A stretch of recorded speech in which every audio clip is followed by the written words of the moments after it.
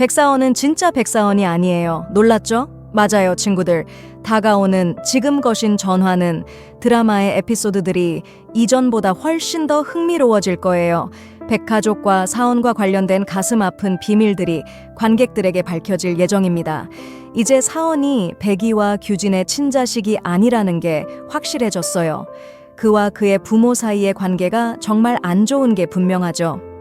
지금까지 나온 에피소드들을 보면 백사원 집에서는 항상 전쟁이 벌어지고 있는 것 같아요. 백사원의 가족은 마치 전쟁터에 있는 사람들처럼 보여요. 죽이거나 죽거나. 엘리베이터에서 부모님과 저녁을 먹은 후 사원이 희주 손을 꼭 붙잡고는 부모님에 대해 신경 쓰지 말라고 했어요. 그 이유는 부모님이 자식을 바꿀 수 있는 사람들이기 때문이라고 했죠.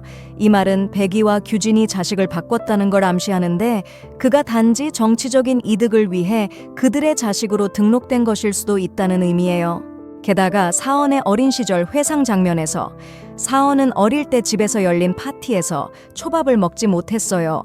생선회를 싫어했기 때문이죠.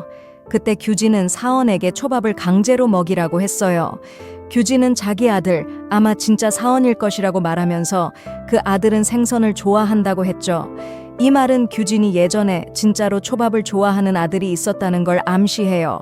한편 3화에서 한 조력자가 등장할 때 그가 생선을 손질하는 장면이 나왔는데 이게 진짜 사원일 가능성을 나타내는 단서일 수도 있어요. 만약 이게 사실이라면 사원의 어머니라고 알려진 규진이 모든 일의 배후일 가능성이 있어요. 규진이 바로 그 전화 협박의 주인일 수도 있죠. 맞아요. 규진이 희주를 위협하고 사원의 사무실을 폭파하고 희주 아버지를 납치한 사람일 수도 있어요. 왜냐면 이전 에피소드들에서 알 수 있듯이 사원의 가족을 제외한 사람들은 희주가 사원의 진짜 아내라는 사실을 모른다고요. 그래서 집안 식구들 중에서는 규진만큼 의심스러운 사람이 없어요. 규진은 진짜 아들과 함께 사원을 조종해서 그들의 뜻대로 하게 만들고 있을 수도 있어요. 그 뜻은 남편이 대통령이 되도록 돕는 거죠. 사원이 납치 사건을 언급했을 때 규진의 남편은 사원이 무슨 말을 하는지 전혀 몰랐던 것처럼 보였어요. 이로 인해 사원의 아버지는 용의선상에서 제외될 수 있죠. 사원이 말했듯이 아버지는 그런 일을 할 머리가 없어요. 게다가 규진은 이 나라의 첫 번째 협상 전문가이자 전직 범죄 심리학자였어요. 그래서 납치범은 똑똑해 보이지 않고 그 뒤에는 똑똑한 사람이 있다는 게 분명해요. 납치범은 마치 중독자 같고 폭력적이며 무능해 보였죠. 이러한 결점은 그의 할아버지가 그를 세언으로 교체한 이유일 수 있다. 한편 사원과 희주 사이의 관계는 서서히 풀리고 있어요. 사원은 희주가 자신을 얼마나 공부했는지 알고 깜짝 놀랐죠. 결혼한 지 3년이 지나고 그들은 점점 서로를 알아가고 있어요. 희주는 이제 남편 사원에게 여러 가지 면이 있다는 걸 깨닫기 시작했어요. 처음 결혼했을 때 사원은 희주에게 자신이 계획한 일에는 그녀가 포함되지 않았다고 말했죠. 그 말은 사원이 이미 뭔가 계획을 하고 있다는 걸 암시하는 거였어요. 아마 사원은 자신과 자신이 아끼는 사람들을 자기 인생을 지배하는 부자들로부터 보호할 수 있을 정도로 성공하려는 계획을 가지고 있을 거예요. 그는 아마 가난한 집안 출신일 거고 그 결단력 덕분에 지금까지 이 자리에 올 수 있었을 거예요. 그 덕분에 이제는 의용과 맞설 수 있게 된 거죠. 그리고 사원은 고아였고 백가족에 의해 입양되었을 가능성도 있어요. 한편 사원은 상구가 궁금해요. 희주와의 친밀함에 대한 질투뿐만 아니라 상우의 갑작스런 등장과 배경 때문에도 궁금해하죠. 우리가 알다시피 상우는 어린 시절에 목격한 범죄를 해결하려고 하고 있어요. 더군다나 상우는 정신과 의사로 방화와 폭탄과 관련된 범죄도 해결하는 전문가예요. 이를 통해 그가 저택에서 만난 아이가 진짜 사원이었다는 걸 알 수 있어요. 납치범, 즉 제가 생각하기에 진짜 사원은 3화에서처럼 폭탄을 가지고 노는 걸 좋아해요. 상우는 어렸을 때 저택에서 일어났던 범죄를 해결하고 있을지도 모른다. 한편 희주는 긴장된 면접을 마친 후 통역사로서 대통령실에 입성해요. 면접 중에 사원에게 가르쳐주겠다고 말했던 대로 사원에게 수화를 가르치기 시작해요. 이는 사원이 아내를 이해하려는 방식이에요. 희주는 사원이 수화를 연습할 수 있도록 도왔죠. 어느 순간 그녀는 그의 손을 조정하려고 손을 내밀었고 그들의 손끝이 스쳤어요.